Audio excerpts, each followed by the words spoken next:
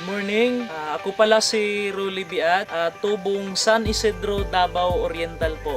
Dati, before po ako nag-M Global, ang trabaho ko po, nagtrabaho po ako sa mga gasoline station. Bodigero po ako. Then panadero din po ako, tagagawa ng tinapay. Then merchandiser po ako sa Victoria Plaza. At the same time, operator po ako ng sinihan sa Gaisano Mall of Davao. So, matagal na po ako sa trabaho. Dito ko nararamdaman na sobrang hirap. Nasabi ko sa Pilipinas, sabi ko, ang hirap po. Kaya naisipan ko pong pumunta sa ibang bansa. Nakapunta po ako sa Japan. So, ang trabaho ko doon, tagagawa po ako ng sasakyan. Pero, kahit gulong man lang ng sasakyan, hindi po ako nakabili. Sa abroad, oo, kumikita ka ng yen. Kaya lang, gumagastos ka rin ng yen. Kaya lang, experience po namin sa ibang bansa. Yung puyat, pagod, hirap at gutom, kaya pang tiisin. Pero ang pangungulila sa pamilya, guys, hindi po kayang bayaran ng pera.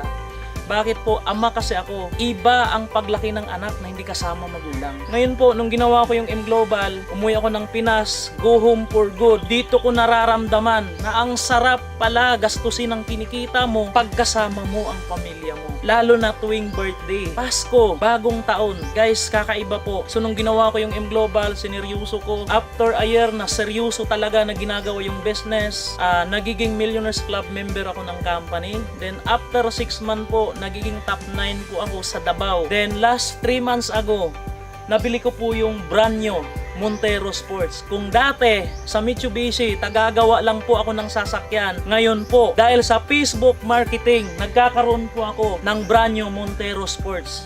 Okay? Ang sarap pala ng pakiramdam na minamaniho mo na yung sarili mong sasakyan. So sa mga OFW, challenge ko po kayo. Kung nakaya ko po na ako high school graduate lang, pareho tayong OFW. Kung nakaya ko, alam ko kaya mo rin. So kaibigan, be the next OFW, go home for good. So ito lang masasabi ko. Minsan, naubusan na po tayo ng pag-asa. Kaya lang, para sa akin, kahit anong mangyayari sa buhay natin, wag na wag po kayong mawawala ng pag-asa. Kasi once na huminto ka, yung para sa'yo, mapunta sa iba. So sa akin lang, gawin mo yung best mo. So sa mga OFW na katulad namin, be the next OFW, go home for good.